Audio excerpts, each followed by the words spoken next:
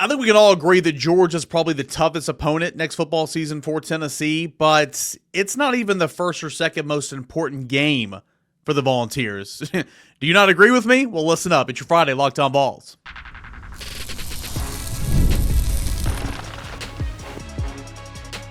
You are Locked On Vols, your daily podcast on the Tennessee Volunteers. Part of the Locked On Podcast Network, your team every day. Hey, good Friday morning, everybody. Welcome to Locked On Vols, your place for Tennessee football news and entertainment 5 days a week, free and available wherever you get your podcast. You guys know it. We're a part of the Locked On Podcast Network, where it is your team every single day. Can't thank you enough for making us your first listen, your first watch, and just being here and hanging out. We really, really do appreciate it. Big thanks to our friends over at FanDuel Sportsbook, where you can bet new customers can finish the season strong with $250 in bonus bets if your first $5 bet wins. That's over at FanDuel.com to get started today. So yesterday we ranked the opponents for Tennessee in 2025 football from toughest to weakest, or really from weakest to toughest. Today we're going to rank those opponents in terms of how important each game is on the schedule. And yeah, I dropped kind of a little bit of a bombshell there. A lot of you guys probably don't agree with me.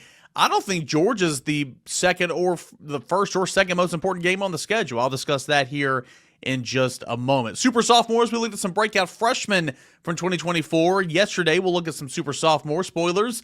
They are all on the defensive side of the football. And we'll look ahead back to the 2025 season. Where does that tight end room stand now? And we'll kind of start that series, a series that will go 9 straight days, kind of breaking down where the position rooms are and heading into the offseason. Of course, who were some of those targets in the transfer portal. Appreciate you guys, and let's dive down into it. All right, so a lot can be said of the same for, when we were ranking. I don't have it in front of me, but how I rank the weakest games, the toughest games. They're going to be the same couple of teams up there at the top. I mean, I'm going in reverse order from the least important game to the most important game. And so the least important game is probably going to be the easiest game on the schedule. And of course, that is ETSU, the lone FCS opponent. Second game of the year, it's going to be at home. We know this song and dance, Tennessee should absolutely drub ETSU. And then again, much like the toughest games and whatnot, you can kind of mix and match this. You can take one and slide it above the other, but I think they're on the same playing field. It's either New Mexico State or UAB. I put New Mexico State here at number 11. New Mexico State, of course, 3-9 record, lone win, Southeast Missouri, Louisiana Tech, Middle Tennessee. Tennessee's paying them $1.6 million to play in this football game, so you better win that one. It'll be the first ever meeting between the two schools. So I have New Mexico State, the Aggies, there at number 11, and then I have UAB here at number 10. UAB is getting paid $1.65 million, so of course you better win that one as well. Much like the Aggies of New Mexico State, UAB finished 3-9 in 2024, are head coached by former NFL quarterback Trent Dilfer. Tennessee, of course, owns the all-time series, but they haven't played an awful lot. So ETSU, the least most important game. Second least most important game is New Mexico State. Third least most important game is UAB. Now let's get into some of these bigger games. Coming in at number 9, working in reverse order from 12 down to 1. Least important games for Tennessee down to most important games for Tennessee in 2025. Coming in at number 9 is going to be Mississippi State. And I think this is probably where I had them in the toughest game as well. Sure, it is away from Neyland Stadium, and that is important. I need to make note of that because I didn't make note of that on my board here. That is away from Neyland Stadium, and like when I was looking at the schedule this time last year, I wasn't even calling it at the time, but it was like Tennessee should handle Arkansas, but that Arkansas game is one to watch in terms of being maybe a trap game, right? It's on the road. They got a couple of pieces from the transfer portal, all that and more. I'm not ready to say that for Mississippi State, but they should be healthier whenever Tennessee sees them this go around. Blake Shapen, should be quarterbacking instead of a true freshman that did enter the transfer portal. Still, they were 2-10. So I think this is a team that Tennessee can handle, albeit it'll be the first true road game of the season for the University of Tennessee. Again, neutral site game to begin the season, at home for 3 straight weeks, and then we'll be on the road at Mississippi State. So I have Mississippi State simply because I don't think the talent level is there at number 4, or at number 9. Going down to number 8, and again, it feels weird kind of having Kentucky this low on the list, but again, I'm going to have at Kentucky here at number 8. I simply don't think that football team is very talented, and I think they've lost a lot. And when I say a lot, I mean a lot of talent that was on the roster the last couple of years, and you still didn't do much with that talent. I think even Kentucky fans would kind of tell you that. What a waste Barryon Brown and Dane Key were.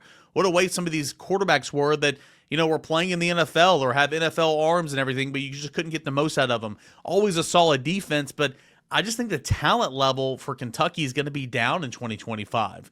It's going to be away from Neyland Stadium, but that typically has not been a problem for Tennessee. So that's why I have Kentucky there at number 8. Number 7 is going to be a home game and a revenge game for Tennessee. It's going to be Arkansas. Simply put, Arkansas still is not as talented as other teams on the roster. However, this is a team that beat you in 2024.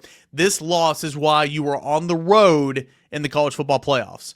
If you were hosting SMU or hosting Indiana, how different could the playoff path be for you if you were matched up against Ohio State? Sure, you might have seen Ohio State and or Oregon at some point, but I mean Tennessee and Oregon and Ohio State's path to the national championship was ridiculous, having to play one another than having to play Oregon. But nonetheless, Arkansas is a team that you want to get back for sure. But it's a team Tennessee hadn't had a whole lot of success with here of late. Last win in the series came at home in 2007, Tennessee against Arkansas. They don't play an awful lot. Arkansas's won 4 straight. They will have a quarterback in Taylor Green returning. Braylon Russell at running back will be coming back. He was the backup this year. But nonetheless, that game is at home. It's a very gettable game for Tennessee. Number 6 and number 5, I kind of flip-flopped. On my paper, I have 6 being Vanderbilt, but I almost want to flip-flop that. Maybe it's too much of a carryover because, like I said on yesterday's show, maybe I'm putting too much stock into the Commodores. And granted, I don't know their roster inside and out. Tennessee's not playing them this week, but I know they have Diego Pavia, right? I have Vanderbilt coming in next, and there is importance here because Vanderbilt is a team that you should handle, you should beat, but it is at the end of the season. You better win this one if you have college football playoff aspirations, right? This is a must-win game, and you got a quarterback that can make some things happen there. It will be at home, but I have Vanderbilt here at number 6. Number 5, I have Oklahoma. I think Tennessee would play much, much better at home, obviously, than they played on the road in Norman this past year. Oklahoma will be trying to figure it out at quarterback. Obviously, Jackson Arnold left. He's at Auburn now, I believe. A lot of wide receivers who were banged up this year left via the transfer portal. Oklahoma's going to be trying to figure it out, but Oklahoma's got more talent on the roster than that of Arkansas and that of Vanderbilt, and so on and so forth. And it's a game starting that final leg of the season that you're ending that gauntlet, right? You're going into an open date, which is important, but you're also ending that gauntlet of your lone gauntlet, which is Arkansas, Alabama, Kentucky, Oklahoma. Then you have a bye week. So important to head into that second bye week with all the momentum you can have. Oklahoma comes in here at number 5. Number 4, again, a lot of parallels here with toughest games to weakest games, a lot of more importance. I have Syracuse here at number 4. Number 1, I think it's a really good football team that won 10 games in 2024. Number 2, we'll see what Kyle McCoy does if he's going to return a quarterback. Number 3, you're starting the season off against one another. This will be a quality win if Tennessee were to get this victory. All eyes are going to be on you in the Aflac kickoff game. Boy, you want to start the season off right? I mean, you've got Georgia 2 weeks after that. You need a win here. This is a very important game for Tennessee. And so at the Mercedes-Benz Stadium Aflac Kickoff Classic to begin the season on August the 30th, I have Tennessee-Syracuse there, number 4, and being the 4th most important game. Here's where we're going to disagree. Number 3 is going to be Georgia. I understand, man, Georgia, sure, again, like Vanderbilt, like I just said, I don't know the plan for Georgia just yet. Georgia's obviously still competing for a national championship, okay? Georgia, of course, the game got pushed Wednesday night because of just horrendous situation down there in New Orleans. Thoughts and prayers for that community and for our country for sure. And I'm recording this before the delayed version, so I would assume Georgia won that game over Notre Dame, but we'll see. But my point is, Georgia hadn't started its run of the transfer portal and all that. You know that Stockton's going to be kind of getting his tryout at quarterback. What does Georgia look like next season? I do know that it's at home and that's big. I also know that it's week number 3 of the season. So if you drop that game, if you're Tennessee, you have got a long time to make up for it. But boy, you better win that game against Syracuse. That's why that Syracuse game is so important. We're going to revisit this conversation as the offseason progresses. maybe flip-flop these games. You better win Syracuse because you can afford to lose the Georgia game, in my opinion. Georgia's there, number 3. And then, as I've written about and as I spoke on yesterday's show, if you want to win championships, Southeastern Conference or College Football Playoff National Championships, you have to win true road games, okay? So say you drop that game against Georgia. You have time to make up for it, but those quality wins are going to be coming on the road. The next one's going to be at Alabama, 3rd Saturday in October. You have not won on the road in this series since 2003, okay? It's not a very hard place to play, in my opinion. I've covered several games there, and it's not nearly as loud as it is at other venues across the Southeastern Conference. I'm not saying it's easy, but it's certainly not to the level of Florida. It's certainly not to the level of LSU. It's certainly not to the level of, some of these other places I've visited. So, I think that's a very, very important game because if you drop that Georgia game, you've got to win these road games against Alabama. And then finally, I think the number 1 game for Tennessee in terms of importance is on the road at Florida. Number 1, obviously, it's Florida, huge rivalry. Number 2, haven't won in the swamp since 2003. Number 3, this game, instead of taking place in September, is taking place in November, okay? It is the next to last game of the regular season. Huge game for Tennessee. Tennessee loses this game, it might knock them out of the college football playoff contention, right? This is a massive, massive game for Tennessee. Or if you win this game, boy, it could slingshot you ahead. But this is my fear for next year, and this is a conversation for another day. Syracuse leading off the season. 2 weeks later, you got Georgia. You got 2 pretty tough games there in the first month of the season. Then you have your gauntlet there. You got you got Alabama. You got Kentucky, Oklahoma. Sure, you need to win those games. But say you drop that Alabama game. Say you drop that Georgia game. That's 2 losses. What if you stub your toe somewhere else, but you do get Florida? And that's your signature win there. I mean, is it a little too late in terms of the rankings? Kind of like South Carolina was this year. Kind of like LSU was at points in times where it's like, okay, you have 3 losses, Ole Miss, but then you get that last win. It's like, but you can't break through, right? I don't know. That's a conversation for another day. But I think that game at Florida in Gainesville is just huge for the University of Tennessee. All right, how would you rank them in terms of importance? Again, I had ETSU number 12. New Mexico State's number 11, UAB 10, Mississippi State 9, Kentucky 8, Arkansas 7, Vanderbilt 6, Oklahoma number 5, Syracuse 4, Georgia 3, at Alabama 2, and at Florida number 1. Super sophomores, who were they for Tennessee football in 2024? Spoiler, all on the defensive side of the football. Coming up next right here on Locked On Vols. Hey guys, I want to tell you about my friends over at FanDuel. The NFL playoffs are almost here, but the regular season, the final weekend of the regular season is happening right now. It's over on FanDuel. It's America's number 1 sportsbook.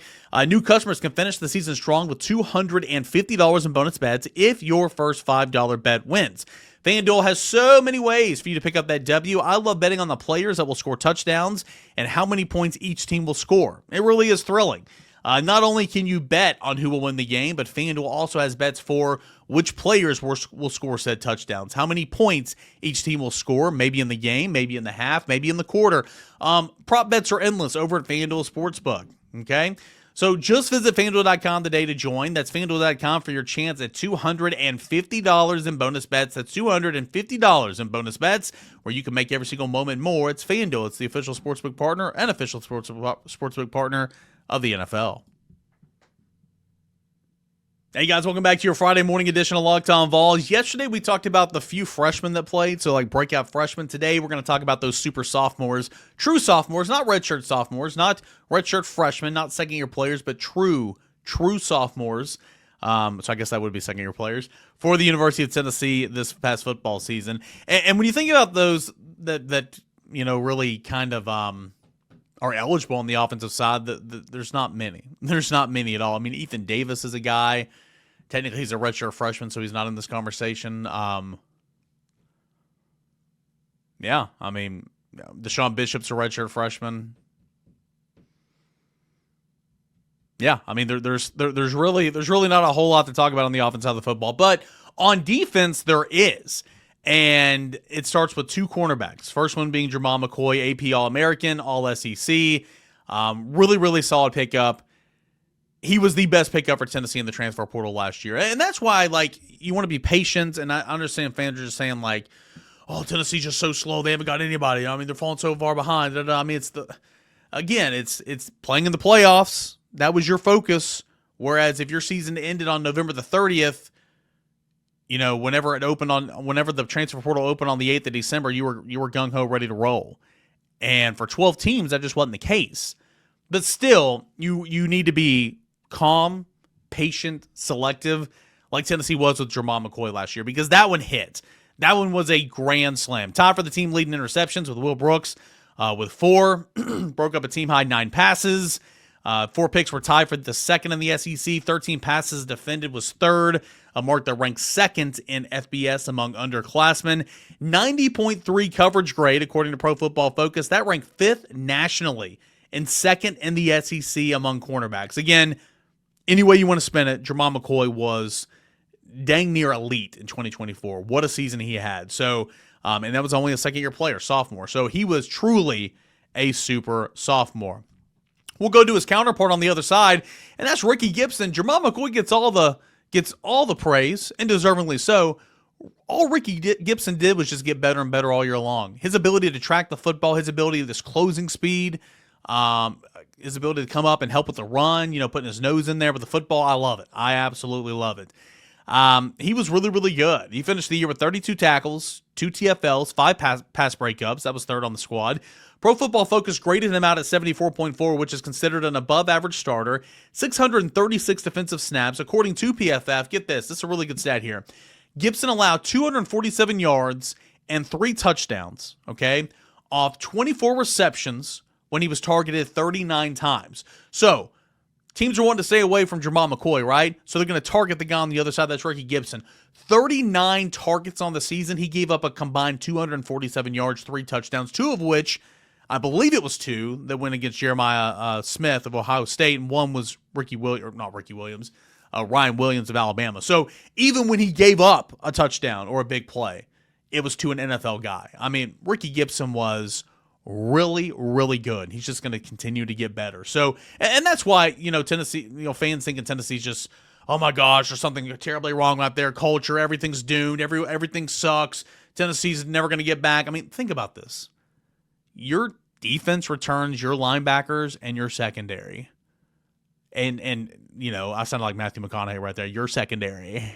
and a ton of guys on the front. I mean, your defense is going to be good again next year. Goodness. I mean, I know Tim Banks' name is everywhere right now in terms of, can he move? Can he, he's on an expiring contract, all that and more. But listen, your defense is going to be pretty solid next year regardless, okay? Let's work down to linebacker. And sure, linebacker was not as good as what it should have been this year. I think the loss of Keenan Peely, again, for the second straight year, kind of threw a wrench into how the rotations were going to go, having to have guys step up and play a lot of snaps that weren't necessarily ready. No disrespect, but like if Keenan Peely didn't get hurt, Jalen Smith's role would have been microscopic compared to what it was. But because he wasn't in there, Smith had to step up. He did, and he played a ton. And sure, he'll be better for it, but you can make the case that, he wasn't, one of the top 4 linebackers when everybody was healthy. Eric Carter certainly was. Last year he had that season-ending injury midway through. I thought they did so much work on him to try to get him bigger and bulkier that I thought he was a bit slow. I did. Talked about that in the offseason and spring practice, and he said, man, I was slow. I had to shed some weight, and he looked quick this year. Sideline, I thought he was really good. Clear cut, Tennessee's best linebacker. Okay, aside from Keenan Peely. Tennessee's leading tackler with 68 tackles, 6.5 TFLs, 1 interception against Florida, 6 pass breakups, 3 QB hurries. He was graded out at 61.0, 611 defensive snaps, only 11 missed tackles in 13 games. That's not horrible. 9 total pressures. Certainly room to grow and get better, but I thought Eric Carter was, pretty solid for Tennessee in 2024. The last one I'm going to highlight is Jeremiah Thielander. And like Carter, there's definitely some room to grow right here, okay?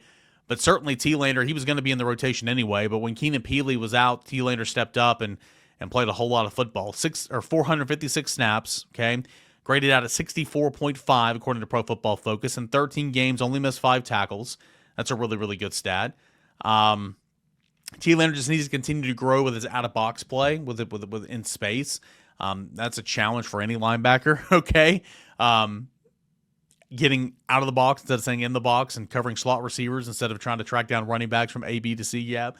Nonetheless, I think Jeremiah Thielander is continuing to get better. But those 4 sophomores played a lot as a freshman. McCoy wasn't here, but the other ones played a lot as freshmen. And they were dudes as true sophomores for Tennessee in 2024. And they're going to lead that Tennessee defense in 2025. Again, for as bad as you think things are right now, because Tennessee got embarrassed the way it did in the college football playoffs. But, I don't know if you watched the Rose Bowl, but Oregon, a team that beat Ohio State last time they played, was down, 31-0 in the second quarter? I mean, it was atrocious, right? Ohio State is just playing out of its mind right now. And as we said after the game, if that Ohio State team shows up, they ain't losing to nobody.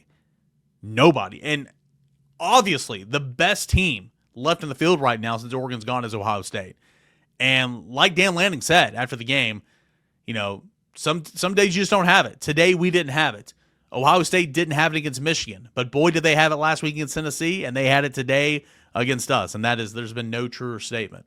Anyway, back to what I was trying to say. You come back, your defense is off to a really, really solid start because of those 4 super sophomores from 2024.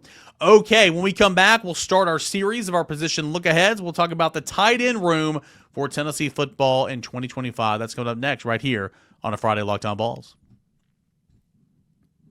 Did Rocket Money help you find any subscriptions that you forgot about or that you were paying for twice? That's definitely happened to me before. I had a few subscriptions I didn't even realize I was still paying for, and Rocket Money made it so easy to track them all down. It's like having a personal assistant for your finances. Rocket Money is a personal finance app that helps you find and cancel your unwanted subscriptions, monitors your spending, and helps lower your bills so you can grow your savings. It brings everything together in one place, whether it's subscriptions, your spending habits, or even the goals that you want to hit this year. Rocket Money has over 5 million users and has saved a total of $500 million in canceled subscriptions, saving members up to $740 a year when using the app's premium features. Cancel your unwanted subscriptions and reach your financial goals faster with Rocket Money. Okay, go to rocketmoney.com/lockedon today. That's rocketmoney.com/lockedon. One more time, that is rocketmoney.com/lockedon. Final segment left here of this week's worth of Locked On Vols, the first couple of the new year. Happy New Year again to you and yours. Hope everybody had a fun and safe time and getting ready for an awesome 2025 year here on Locked On Vols. Gonna look ahead to the tight end room, and I do this every year. I do a series, write about it over at volquest.com, and then I bring it over here to the show. Looking ahead to the positions, okay? 2025 position look ahead is kind of what I called it last year or 2 years ago when I started writing it.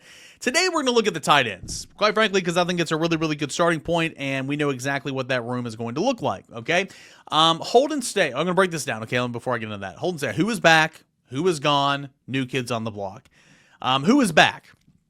Well, as we've mentioned several times this week, thanks to quarterback Diego Pavie suing the NCAA for a denied year of eligibility for junior college players, the entity is granted another year for seniors in such situations. So, Tennessee's got to play against Pavie again for Vanderbilt in 2025, but that also means Miles Kitselman gets to return as TE1, tight end 1, for the entire season. So I would certainly take that 10 days out of 10 days. He announced his intentions to run it back. He had unfinished business with Tennessee. That was a couple days ago. Really, if Jermod McCoy was he was a clear-cut slam dunk best get out of the transfer portal last offseason, Miles Kitselman was number 2. And Miles Kitselman came in with absolutely no fanfare, right? Nobody. I mean, we covered it a little bit here on the show, but he had done nothing. He caught maybe 2 passes in 3 years at Alabama, 2 years at junior college. He was primarily on special teams and PAT and field goal teams, blocking tight end. He just wasn't a guy that was utilized a lot. But, somebody saw something in him. Tennessee signed him. And over the spring, Miles Kitselman showed hey, he's going to be the dude in this offense for Tennessee. And he certainly was. Caught 22 passes, 301 yards, 4 touchdowns. Had another touchdown called back. If you remember, it was the second one against NC State. 4 receiving touchdowns, second most on the team behind Dante Thornton. He also rushed for a touchdown at Georgia, if you remember that. He played 599 offensive snaps. Pro Football Focus gave him a grade of 77.4, which is right on the cuffs of being considered very good or whatever that is. It's an above-average starter. It's where he is now. It's the step under being elite, whatever that is on the Pro Football Focus scale. So, in really, really good position there with having Miles Kitselman return. Ethan Davis is also set to return. And again, you thought that he'd be left behind as a freshman, probably a red shirt. Okay, that was understandable. But you thought, Ethan Davis this year in 2024, he's going to step up and really lead that tight end room. you needed to go get a Holden Stays for sure because Tennessee, I mean, it has to play 2 tight ends. It's done it every single year between, between Warren and Fant, and then Warren and McCastles, and then now it was going to be Davis and who, right? Well, going into the year, going into the spring, you thought it was going to be Davis leading that room with Holden Stays, so I'll talk about it here in a moment. We're not even factoring Miles Gibson in there, but Miles Gibson jumped both of them. And then it was Holden Stays that was tight end number 2, and then it was Ethan Davis. So sure, they played more 12 personnel, which they weren't able to do the first 3 years because they didn't have much depth at the position. 12 personnel is 2 tight ends on the field at one time. Okay, you're probably saying like, well, they had Fant and McCastles, or they had Fant and Warren, or whatever combination they had. True, but if you play both of those guys at the same time and one gets hurt because they're playing more snaps, then you've only got one the rest of the way, and they want to play 2. So because they had 3 tight ends, they could run a lot more 12 personnel is what I'm saying. But Ethan Davis is that odd man left out, and that's unfortunate because he has the best skill set of any of them. He just needs to continue to focus on the physicality of the position, the inline blocking. He was a wide receiver at the prep level, a really, really good one too. So the transition to tight end has been a year-by-year process for him. He's getting a whole lot better. He had 177 offensive snaps in 2024, so much fewer than I thought he'd have. 13 receptions, 100 yards, 2 touchdowns. But hopefully 2025 is the year for Ethan Davis because, again, he has the best skill set of anybody in the room. I'm glad that he stayed. I'm glad he did not enter the transfer portal. That's a blessing for Tennessee. Cole Harrison, with redshirt in 2024, appeared in 2 games, 25 snaps. Tennessee really, really likes him, and that's good because, again, somebody's got to step up, okay, and be that third tight end so Tennessee can go 12 personnel. I'll get to, more on who those guys could be here in a moment. Maybe it's Cole Harrison. Maybe it's 2 of those freshmen coming in, more to that in a moment. But who's gone? Holden Stays, obviously. Holden Stays came in here to be tight end 1. He was passed over. Still got plenty of playing time this year, but he wanted to be the dude. Miles Gibson was coming back, so Holden Stays wanted to go look for another opportunity. He'll be looking for his 3rd school in 3 years. I liked Holden Stays. Good kid. Thought he did a great job for Tennessee here this year, but in an era where players can leave and do whatever they want, I don't blame them. I mean, I totally understand. I get it. He accounted for 131 yards off 15 receptions, 1 touchdown in 2024, 427 offensive snaps, probably still looking for a bigger role in the passing game. 57.7 was his Pro Football Focus grade, which is not good. That's considered a backup level player. But Holden Stays is leaving the room. Now, in order to step up and find that third tight end, I mentioned Cole Harrison a moment ago. He's got a head start on these 2 guys, but these 2 guys have a whole lot bigger upsides than that of Cole Harrison. First one is Deshaun Brame. Deshaun Brame originally committed to Oregon, flipped to Tennessee about a month later, citing that his heart was always on Rocky Top. 6'4", 225 pounds. Did a little bit of everything in high school, including several highlight reel punt returns. Really, really good athlete. Reminds me a lot of Davis a little bit at the high school level. He was considered the number 78th overall prospect in the class, 4th best tight end, 3rd ranked player out of the state of Kansas. That is according to the On3 rankings. I am fixing a grammatical error, a spelling error that I had right there. Okay, so Deshaun Brame is going to be one of those guys, and I can't wait to see what he looks like. But again, take Ethan Davis's example. A lot of these guys, it takes a couple of years, or at least 1 year, to kind of get in there and kind of get in the flow of things. So we'll see how quickly Deshaun Brame can get healthy or get ready. Or Jack Van Dorselaer. He was one of the earliest commits for Tennessee in the class of 2025. He had a really good rapport with George McIntyre. Played against some of the best competitions, most competitive, talented athletes in the state of Texas. South Lake Carroll High School, 6'5", 230 pounds, so already built pretty well. Top 400 recruit, top 50 player out of the state of Texas, which is just flooded with really, really, really good players. So I like the tight end room. I do. I'm intrigued to see how good Cole Harrison is this spring because, of course, he was just a redshirt last year, but he'll get more opportunities. Excited to see these 2 early enrollee tight ends, Van Dorselaer and, of course, Brame. And I think tight end should be a pretty solid position for Tennessee in 2025. We'll work through the rest of the 8 position groups for Tennessee football over the course of the next couple of shows. But for now, we'll say have a great weekend. We'll be back on Monday morning, free and available wherever you get your podcast, guys. This is Locked On Vols. Can't thank you enough. Stay safe. Appreciate you guys as always. Tell your friends about the show. Please subscribe, download these episodes, subscribe on the YouTube channel, all that and more. This is Locked On Vols.